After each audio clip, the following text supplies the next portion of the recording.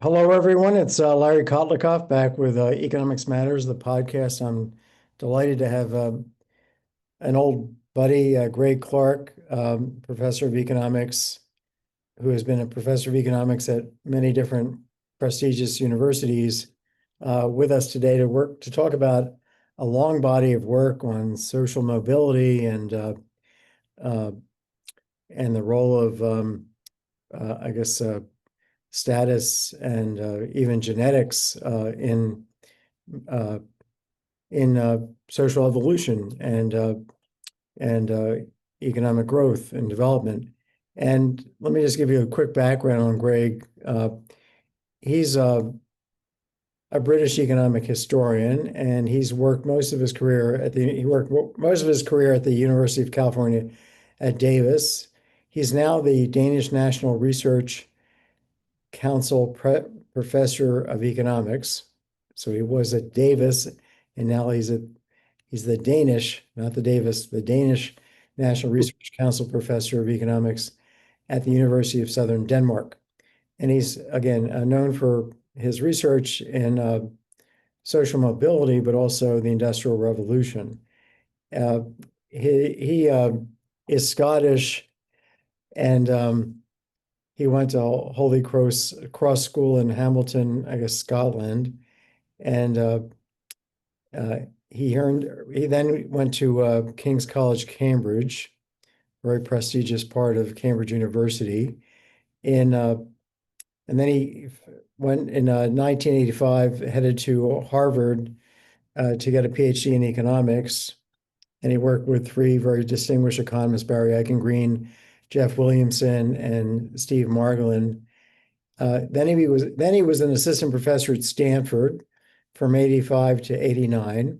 And then he was at the University of Michigan from 89 to 90. And then he went to Davis, UC Davis, became an associate professor in 1990 and a full professor in 1996. In 2013, he became chair of the economics department at Davis. And then he left as a distinguished professor emeritus from Davis in 2018. Since between 2017 and 2020, he was a visiting professor in economic history at the LSE, the London School of Economics in London. And then since 2023, he's become the Danish National Research Council Professor of Economics at the University of Southern Denmark. And his areas of research, the wiki page says, are long-term economic growth, the wealth of nations, the economic history of the Industrial Revolution, England and India, and social mobility. So Greg has written a lot of academic papers that have appeared in really top publications in economics, and he's written three books which have been pretty controversial. And one is called The Sun Also Rises, and it's S-O-N, it's not S-U-N. The Sun Also Rises. And that kind of gives you the idea. It might be about social mobility or immobility. And then there's also a book called, let's see, the one on alms. Give me the name. It's A Farewell to Alms. Farewell to a Alms. brief economic history of the world. Farewell to Alms, okay. As in payments to poor people, right? Farewell to that. And then his most recent book, which is yet to be published, but he's looking for a publisher, is For Whom the Bell Tolls, a lineage of 400,000 individuals between 1750 and 2020. And it shows that genetics determines most social outcomes. And it's been this study, which was published by the, what did you say, National Academy of Sciences in the US? Did I get that right? Sorry. The core part of that is now in the Proceedings of the National Academy of Sciences. Okay, which is our most prestigious academic group. That's been quite controversial. So a lot of people are saying, or some people, or not a lot, I'd say some people are saying that this is somehow promoting eugenics. So we're going to have an interesting conversation because uh, Greg is you know, an out-of-the-box thinker, and he is you know, just trying to look at the facts and put them all together. And he's being accused of some pretty nasty things from some people that have gotten upset by his documented outstanding research. I mean, you don't get accepted into the National Academy of Sciences publication if it's second-rate work. So this is going to be a lot of fun and great to have you, Greg. It's been a long time since I've seen you. I think maybe the last time I was at Davis quite a while ago. But anyway, welcome. Tell Thank you. tell us about uh, the Bell this latest bell curve also Yeah. rises, right? The bell curve also rises. Tell us about the bell curve first, and then tell us how that connects to the book and Right. what the book is doing, and then the controversy. Yeah, so the three books I've worked on actually are linked as a kind of trilogy. And so the first book, Farewell to Arms, the central issue there is what created the Industrial Revolution. And the novel claim that that made was that you can observe in the pre-industrial world kind of selective survival of people who do better economically. And you also observe a decline in things like the prevailing interest rate, a decline in violence, increases in literacy. And so there's this interesting possibility of a connection between who survives to the next generation and the characteristics of the society, and then the eventual ability to have an industrial revolution. But the first book, though, leaves it open. Is it cultural change that you're observing here, or could it actually be genetic change? And that is recent kind of genetic change in people's behaviors. And then the second book.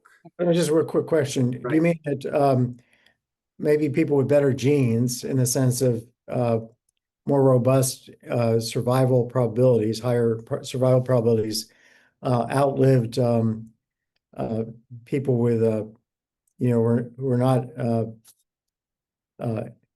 genetically disposed to live as long, and certainly we have that heterogeneity, but they and so one group kind of over time replaces another in society. Yes. So what you can observe, say, in 1600 in England is that the people who succeed best economically leave 4 surviving children typically when they die. And the people who do least well leave less than 2 surviving children. And so the upper class in Britain is doubling its share of the population in each generation. But there's only a certain number of upper class places in the society. And so it means that this is a world of kind of steady downward mobility. The artisans are actually coming from the sons and daughters of the farmers and the merchants and others within this society. And so that's actually a kind of interesting change then. And as I say, it's associated. So one of the things that's one of the fundamental prices in any society is what's the rate of interest. In 1300, all across Europe, the risk-free rate of interest is about 10% in real terms. And these seems to be a world of astonishing kind of impatience.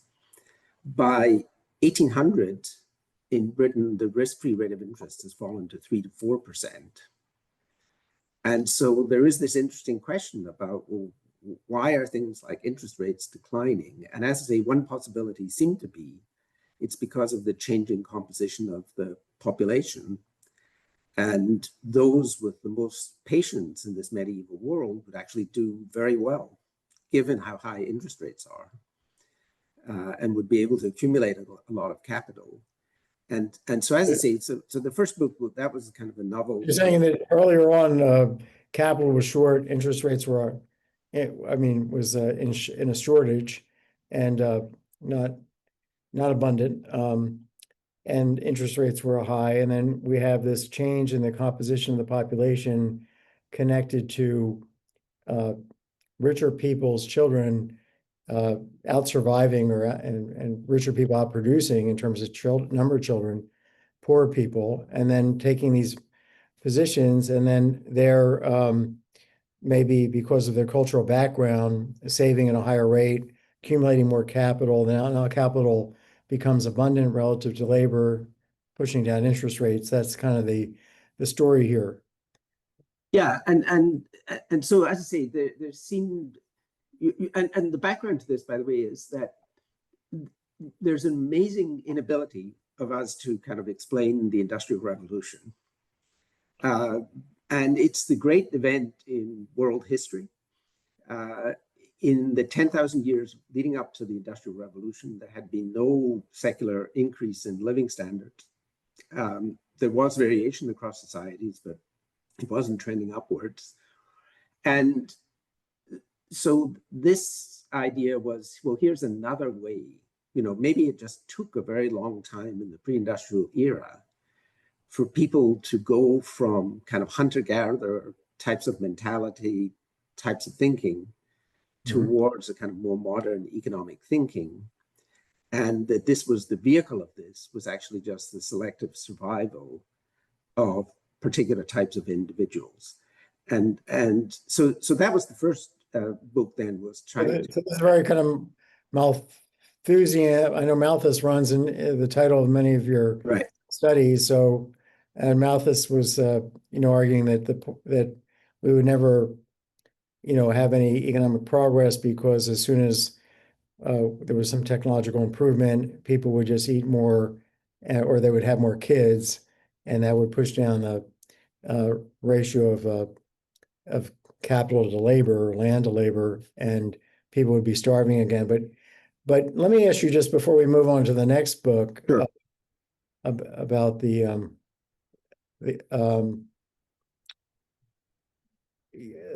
are you claiming or arguing that genetics plays a major role here, or that just the rich people were able to feed themselves? By definition, they're rich, so they can have more kids, or do the rich have a higher? I mean, do their kids survive? Are they able to have 4 kids rather than 2 kids because they can feed the kids, or is there something about their intermarrying among people that live longer? Any evidence of that? Because that's the genetic argument, and that's the argument that's gotten you into a lot of heat, right? Controversy, because people are claiming somehow that your description of genetics playing a role here is eugenicist, that is racist, right? Right. Some people have opinions and others. Yeah, no. One thing I should be very clear about here is, so the latest book, when we come and talk about it, is a study of English people. And so there's no racial component to this. And, it's purely a study of what happens within English society. And the initial book said, well, we can't really tell, is this a cultural change, right? Because the rich have a different culture to the poor. Was it a certain culture that took over? Or was it actually, were there differences genetically between the rich and the poor? And that's what this latest book then is trying to it's kind of culture, but also just being rich. I mean, if you're rich, you can have kids, right? You can feed them and they can survive. So there's kind of like 3 elements here, it seems. Nope. Yes, I mean, so that yes, children survive better in these conditions. Though it turns out in pre-industrial England, the main reason that the rich were having more children was not because the children survived better. They somehow just were healthier and produced more children in the first place. But the actual survival rates of the children are not that much better for rich versus poor. And so it's just that they had greater fecundity, rich families. And that may be linked, though, again, to health conditions of these families. And nutrition, yeah. Let's talk about retirement for a minute. It's something Americans think about regularly. Ask yourself, how financially secure do you really feel? Do you have enough money to retire? How much is really enough? And if you don't have enough money, how can you possibly find that extra money before you do retire? These are all tough questions. My retirement software, Maxify Planner, is the powerful online planning tool that takes the guesswork out of retirement. It weighs your assets against your fixed expenses to calculate how much you can safely spend every year for the rest of your life based on when you decide to retire. And it shows you safe ways to find more money. Maxify makes a complicated problem like retirement planning simple. It's accurate, easy to use, and produces what you really seek, peace of mind. So make the smart choice and visit Maxify.com today. Don't miss this opportunity. That's Maxify with an I, M-A-X-I-F-I, Maxify.com. Now let's get back to the podcast. And so, as I say, so the first book then left this kind of interesting puzzle. Now, it turns out there are some people now who are trying to go back, and now we have kind of markers that indicate, for example, genetically what people's educational potential is. And so it's possible to predict from people's genetics how many years of education they're likely to get, though it's not a particularly good predictor. And so now I've seen a paper recently where people said, well, let's look at the genetics of people in England in 1300, 1400, 1500, 1600, and look at what are these markers of educational potential look like. And they claim to actually be able to observe a rise in the genetics of kind of that's associated with educational attainment as we move through time in pre-industrial England. And so there actually probably will eventually be a very direct answer to this question. What do you mean by genetic markers, though?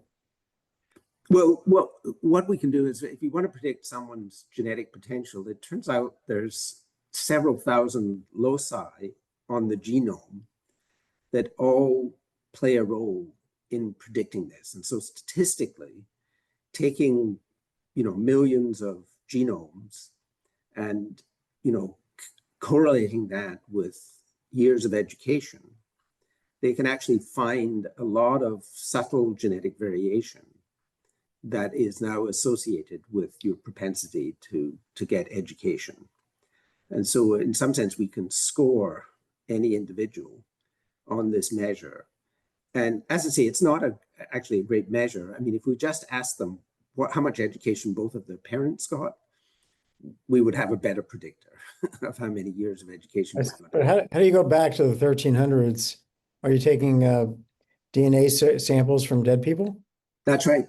So they have all of the skeletal evidence, and some of it has associated DNA.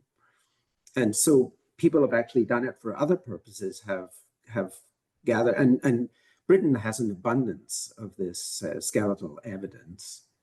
So eventually they will know a lot about whether there really was a change in things like educational potential of people through this pre-industrial period. Now, this is not something you can actually compare across different races or different racial groups. This predictor that they have is essentially mainly a predictor just for Europeans. And it doesn't say anything about differences between different groups. But was there any real education in the 1300s? No. The important thing, only 1% of people were literate in England in 1300. Okay. And so this is, but as I say, this predictor of educational potential is also a predictor of what kind of income people would have, what kind of wealth they would have in their society. It's connected with a lot of other elements of economic success. Mm-hmm. But it turns out it's the only really good kind of social indicator we have. I mean, another very good indicator of people's social status is their occupational status, but that is just not collected on such a large scale, whereas educational attainment is something that's been collected on a large enough scale that they can look at what are the genetic determinants of that. Yeah. So just right before we go to the next book, tell us about the controversy. I mean, people listen to this, when you think about lions in the jungle, there's obviously some that are stronger and they're able to find the, mate perhaps more effectively, or find a mate more easily because they're larger, and those differences are being larger is a genetic thing. Nobody I think would argue that this was, well, maybe they just happened to have been born in an area that had good food. But so I guess there's always the question of environment, but in general, it sounds like you're saying some things about the human world that would apply to the animal world as well. But people, when it's applied to the human world, get very upset. Yes, as I say, people have I'm not quite clear why, but have very strong feelings about the role of genetics in social life. And what's interesting about this, for example, is that there's been huge amount of study of height. Mhm. And for well-nourished populations, modern populations, height is overwhelmingly genetically determined. And people don't seem to be particularly worried or upset about this. But anything that relates to people's social position, the suggestion that this has a kind of genetic basis, for obvious reasons, people kind of worry about the implications of that. And though, as I say, for a lot of things, I mean, if the idea that genetics matters has been linked to then eugenics. But if you believed that social position was purely determined by some kind of family culture, you could just as well make eugenic arguments as when you're talking about things like genetics.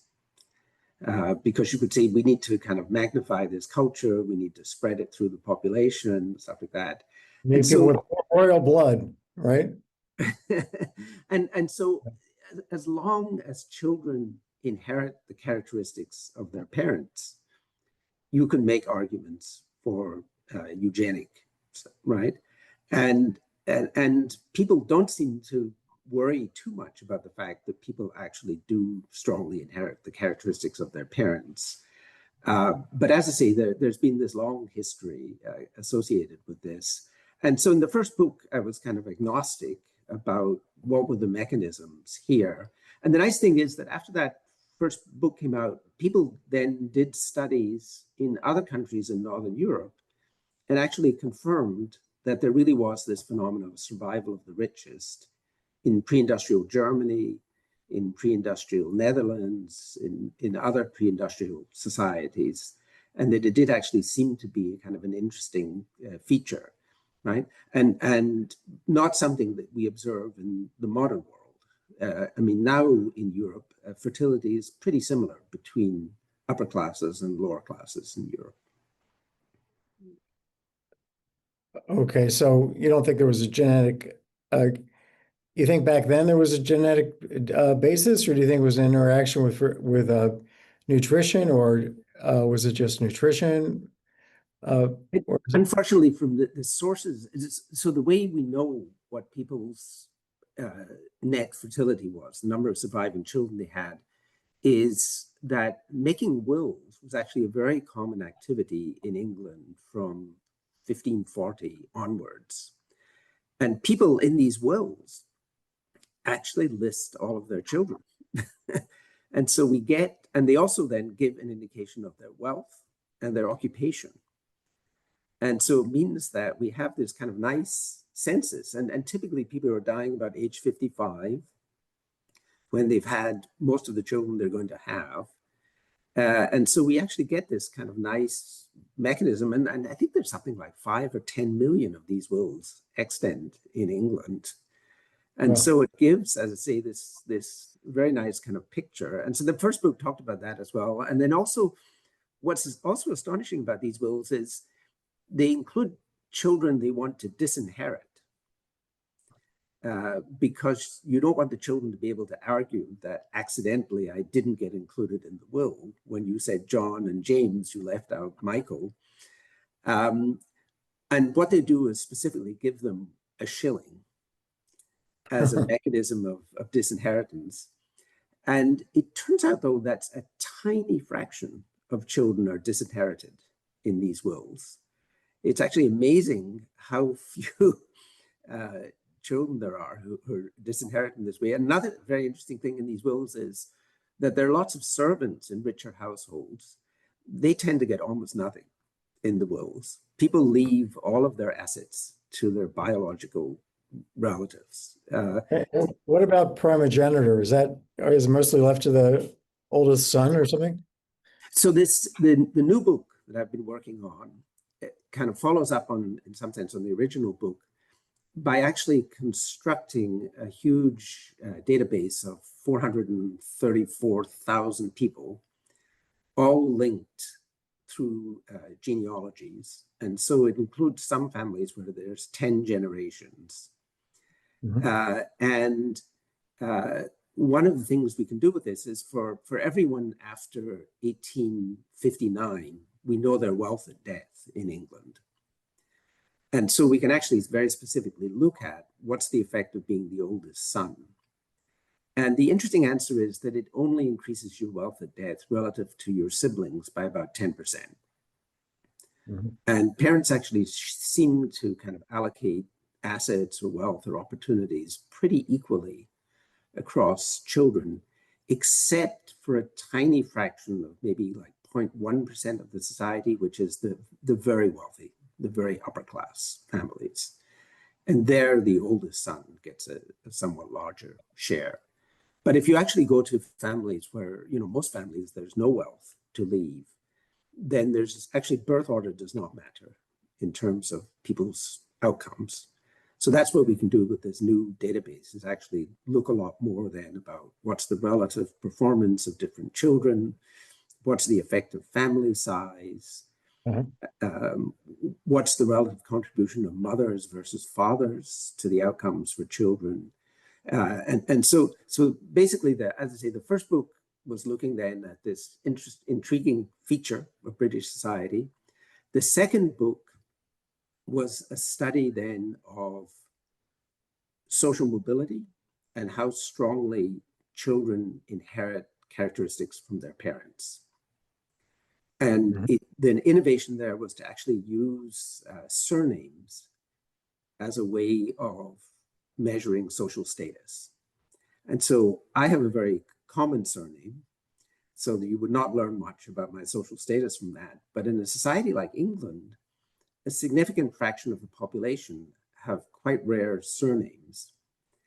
And these surnames will often vary from average social status. And then you can track this average status of these surnames over the next 500 years and actually observe just how persistent is social status. And the interesting feature that appears is that the transmission of social status is much stronger than conventional estimates suggest. You're finding that Cambridge University, the same surnames in Cambridge University are showing up over time in their enrollment? Yes. Yeah. And specifically, that's what we're doing, because we have a complete record of everyone enrolled in Oxford and Cambridge from about 1300 onwards. Well, and what we can then do is go and find some rare surnames where someone was at the university in 1800, and then track what's the frequency of those surnames relative to the frequency in the population over the next 200 years, 250 years. And as I say, what you find is it will take about 10 generations from a name going from being elite to it being perfectly average. But that implies very strong persistence of status. Right? This is the son, S-O-N, also rises. Yes. The idea that the son ends up in Cambridge if the dad did, and the grandson as well. And going back to the issue of these genealogical or these wills, if you have some kids getting less money than others, are you able to find out that or see that they have fewer children? I mean, they would have had pretty much the same genes, but maybe they're, for some reason, let's say not disinherited, but uninherited or whatever. Right. And What actually happens, as I say, before about 1800, if you have two brothers and one of them is more successful economically than the other, they'll tend to have more children. And so there is this, which disappears after about 1800. But before 1800, there is this world where somehow economic success is actually associated with reproductive success. But as I say, only in this pre-industrial world, once we move to the modern world, that association kind of disappears. And in fact, when we get to families forming after about 1880, it dramatically reverses.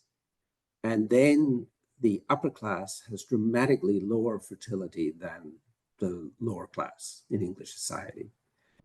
Want more money, less risk, and a better life? Buy Money Magic, a new book by Lawrence Kotlikoff, Boston University economist, personal finance expert, and best-selling author. Whether it's education, career, marriage, housing, investing, retirement, Social Security, IRA, or 401k decisions, Money Magic delivers scores of secrets to raise your living standard. Financial journalist Jane Bryant Quinn says Money Magic is a must-read. Nobel laureate George Akerlof says Money Magic is quite probably the best financial advice book ever written. Financial guru John Malden says, you'll love this amazing book. It's full of wit, wisdom, and startling paths to a better financial life. And columnist Scott Burns calls Money Magic a funny, brilliant read, offering wildly powerful, unconventional choices that can literally change your life. Get Lawrence Kotlikoff's Money Magic today at Amazon, Barnes & Noble, and independent booksellers.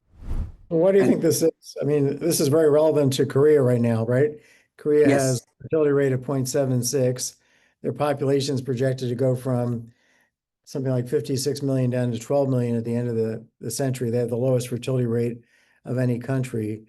So understanding these big changes in fertility behavior might have implications for today, where we see, even the US has a fertility rate now of 1.6. Go back to 2007, it was 2.1. So we're heading downhill in terms of, I think we're going to peak in population in about 50 years, and then our population is projected to decline. Of course, immigration matters, but given the immigration projections, Yeah, so the fertility behavior is very interesting in England. So as I say, for the group of people starting marriage in about the 1880s, they dropped to not much above one child per marriage. But then they rebound by the time they get to marriages forming in the 1930s or 40s, where you've actually got similar fertility for upper class and lower class families. But here's where genetics comes in again. If you believe that people's economic outcomes is heavily influenced by their genetics, these changes in fertility are actually causing significant changes in the distribution of abilities within a society like England.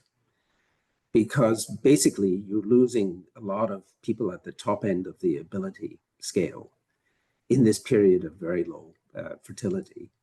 And so, as I say, so it's intellectually kind of interesting to know, what is determining economic and social abilities.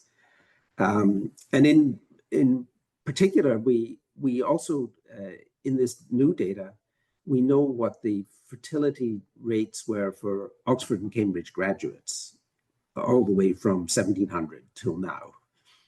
And for some reason, university graduates had lower fertility.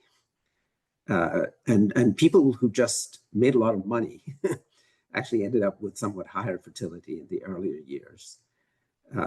But actually getting educated was actually associated for the upper class with a somewhat of a decline in fertility. But I agree with you that it is very interesting, these changes. But I must say, having done a little bit of work on demography myself, I think it's one of the hardest areas in economics. understanding, the nature of fertility behavior. One of the things that is impressive is just how rapid some of the changes were. So before 1880 in Britain, there's very little evidence that people had any control over fertility. That once you get married, it's just random, biologically, how were you adapted to each other? That determined how many children there were going to be. And then it's within something like 10 years, people moved from having an average of 4 children per family down to having 1. And then also at a time when there is no real public discussion of birth control. It's not regarded as a polite subject. What years are we talking about? So this is about 1880, 1890. You're getting this very rapid transition. Is anything happening socially? Women coming into the workforce, anything like that? It's actually women are leaving the workforce, right? Because, and particularly upper class women at that stage still don't have occupations.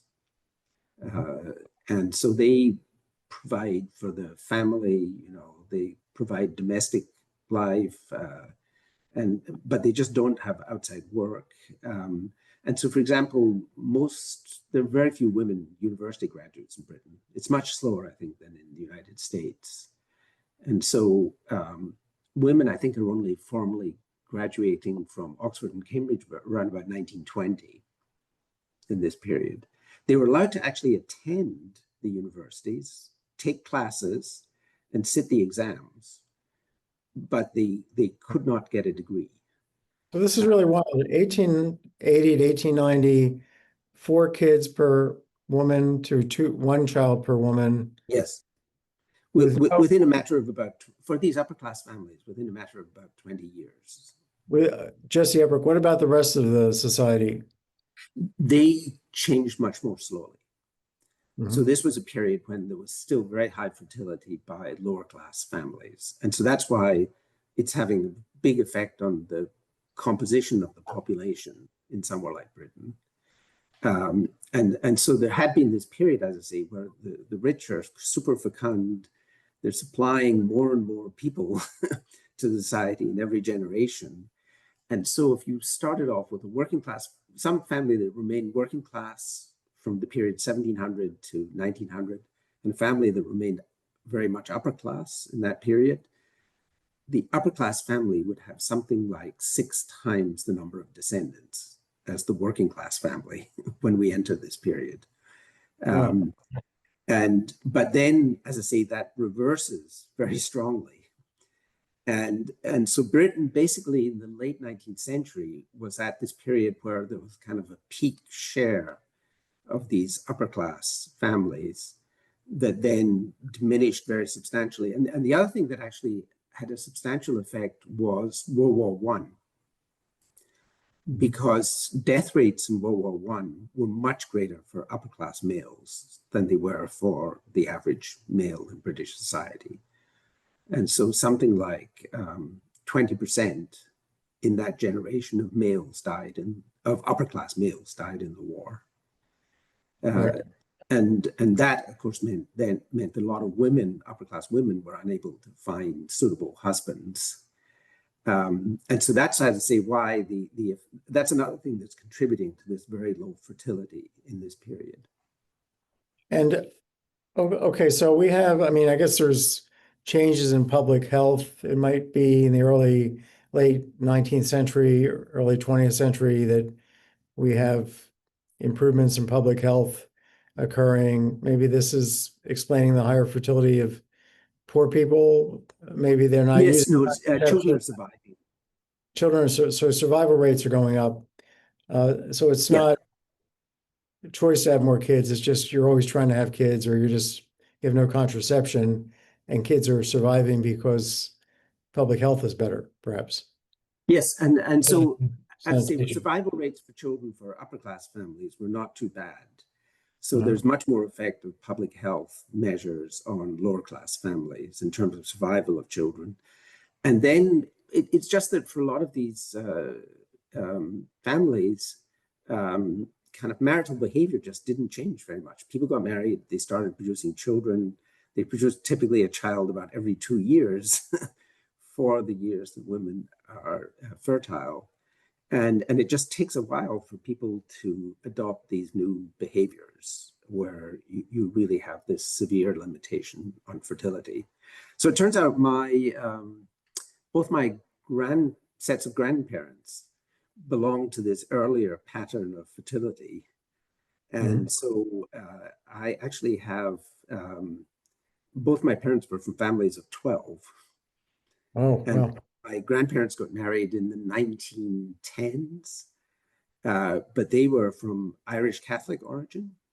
And so that actually meant that there was no fertility control within marriage. And then usually women didn't get married till 25 or later in the society, but both my grandmothers ended up getting married very early at 16. And so then you just get this abundance of children. And so, as I say, there was this kind of traditional pattern where the main thing that determined what fertility was is just what's the age of marriage of the wife. Let's talk about retirement for a minute. It's something Americans think about regularly. Ask yourself, how financially secure do you really feel? Do you have enough money to retire? How much is really enough? And if you don't have enough money, how can you possibly find that extra money before you do retire? These are all tough questions. My retirement software, Maxify Planner, is the powerful online planning tool that takes the guesswork out of retirement. It weighs your assets against your fixed expenses to calculate how much you can safely spend every year for the rest of your life based on when you decide to retire. And it shows you safe ways to find more money. Maxify makes a complicated problem like retirement planning simple. It's accurate, easy to use, and produces what you really seek, peace of mind. So make the smart choice and visit Maxify.com today. Don't miss this opportunity. That's Maxify with an I, M-A-X-I-F-I, Maxify.com. Now let's get back to the podcast. But okay, so just to, we've said a lot of things, interesting things, but just to summarize, one of your major points of this work is that coming into the Industrial Revolution or before the Industrial Revolution and during it, you're having the children of richer people, in effect, replacing in society the children of poorer people because the richer people are having so many more kids, whether it's genetics or nutrition or some interaction. It's the fact, it's a reality. And you're saying that because they might have been better educated or had maybe access to more capital, that this can then, and they also might be more patient in their ability to save and invest and more educated, even if they didn't go to a quote a public school, like at Oxford or one of your top what we would call private schools. You still have this replacement theory going on in your work about a better, let's say, a more productive group of people taking over and physically taking over in the sense of being in more abundance, and the human capital is higher and the physical capital may be more effective, and then the economy takes off. So this is a pretty novel. I'm not sure why people get so hung up on this being a pro-eugenics proposition. It seems like, you're not saying clearly genes must have something to do with health and survival, right? And right. Well, there are some implications that people might be unhappy with, but I don't think anything forces you to those kind of implications. But people are, any idea that, well, one group in the population was replacing another group, people are going to be uncomfortable with that. But this is just the facts of what was happening, right? I mean, there were earlier replacements in Britain. I mean, the Anglo-Saxons replaced the Celts earlier, and so, this is a common kind of theme in early societies. And it just, as I say, turned out within the society that there was this kind of seemingly this replacement going on. And in the new manuscript, there's actually another feature that appears that again could help explain potentially the Industrial Revolution. And that is the degree to which people assort socially in marriage. Mm-hmm. And it turns out that the more assortive marriage is, the greater will be the distribution, the wider is the distribution of abilities in society. And it doesn't even matter how abilities are inherited, as long as they are inherited. And as long as women and men contribute equally to the outcomes for children, the more assortive a society is about marriage, the wider will be the distribution of abilities. And so there's been a lot of attention recently to the idea that the Industrial Revolution is really a phenomena of the top kind of 1% or 0.1% of the population. And that it's really kind of an ideas-led development. So this is the rich marrying the rich, or the productive marrying the ones who have connections or have, whatever, some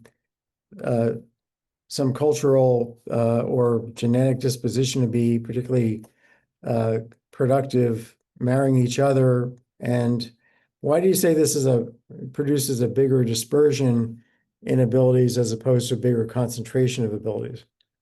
Well, if we had random mating, right, then you'll get a much narrower distribution of outcomes for children, assuming that children derive their educational or other outcomes equally from both parents, right? Because very, kind of men with very high levels of abilities, social abilities, will just marry an average woman, and their child then will be the average of the characteristics of both the parents and will move towards the mean.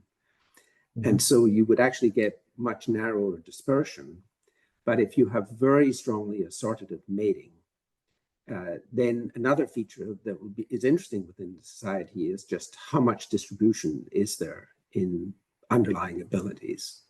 And that's also going to potentially influence how much social mobility a society has.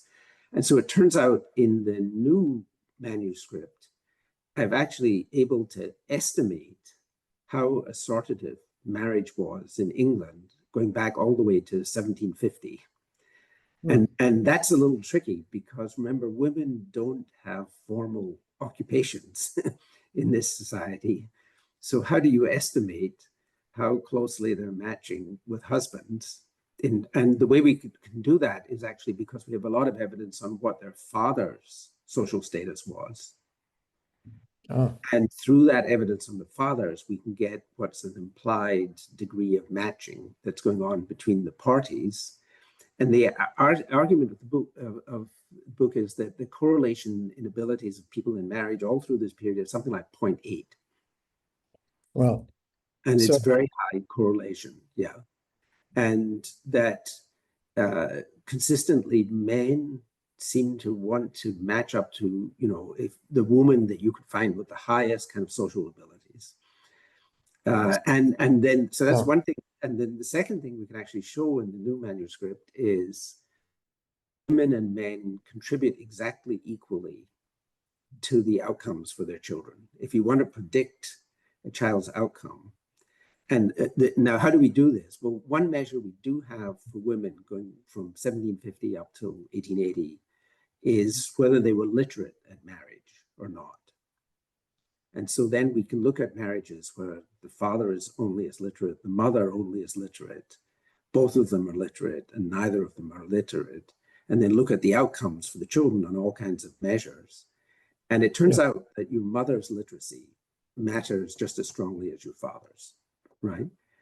So, yeah, I think everybody who's maybe not an economist or not an historian and not even an academic is learning a lot about modern economic history and the degree to which economic historians and historians in general can find data in very remarkable places in the in the DNA of buried 13th century, bodies, in the wills, in the records of Cambridge and Oxford University of who attended, in the names, the distribution name, the types of names.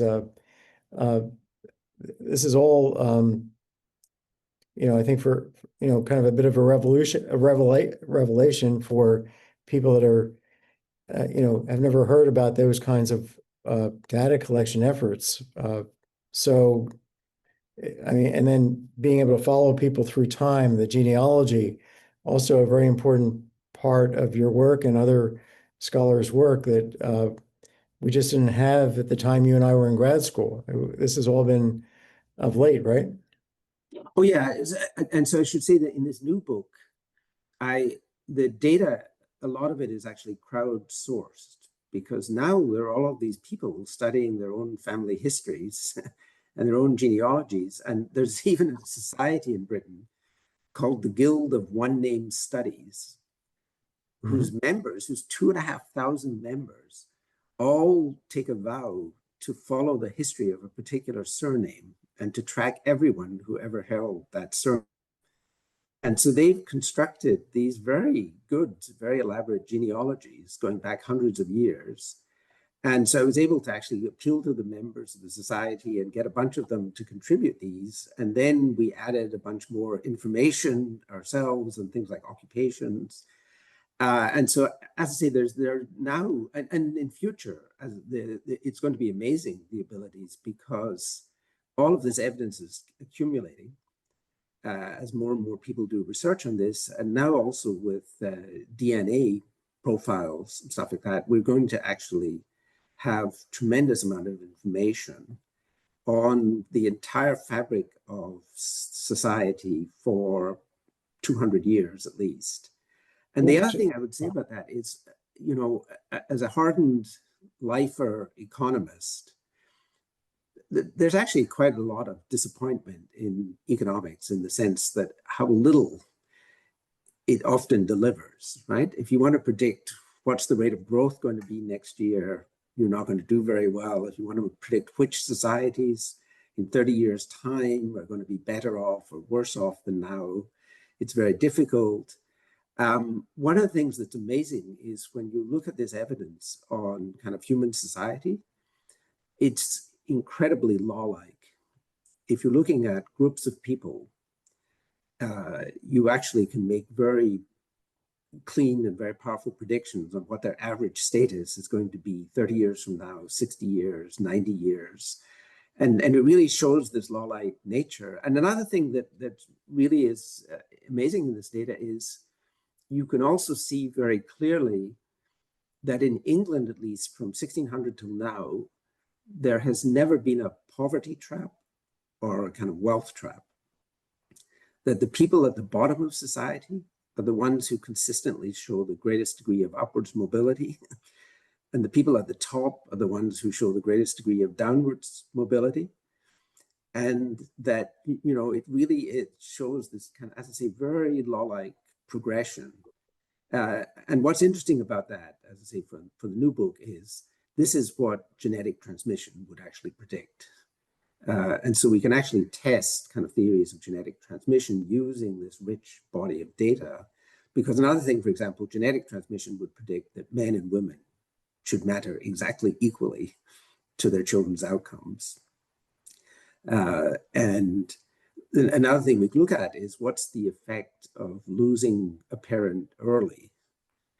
And the surprising thing is, all through this period, it has very little influence on outcomes for children. And That is surprising, but it turns out that this is a finding that's actually also found in Sweden, the Netherlands, that children losing either a mother or a father has very little impact on what, say, their adult occupational level will be, or what their final wealth at death will be. Oh, that's really interesting in our thinking about nurture versus nature.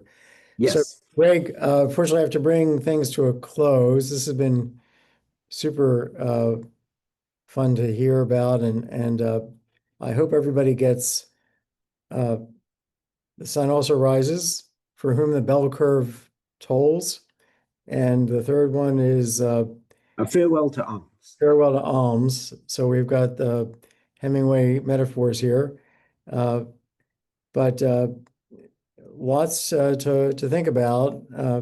Clearly, very complicated things you're trying to untangle, and lots of mysteries for other economic historians to follow in your path. But you're certainly breaking very interesting new ground, and have been doing so for a long time, and are also looking at things from very novel perspectives. So congratulations on a fantastic and very budding career, from what I can tell. Keep it. Thank you very much. That was fun. Great to talk.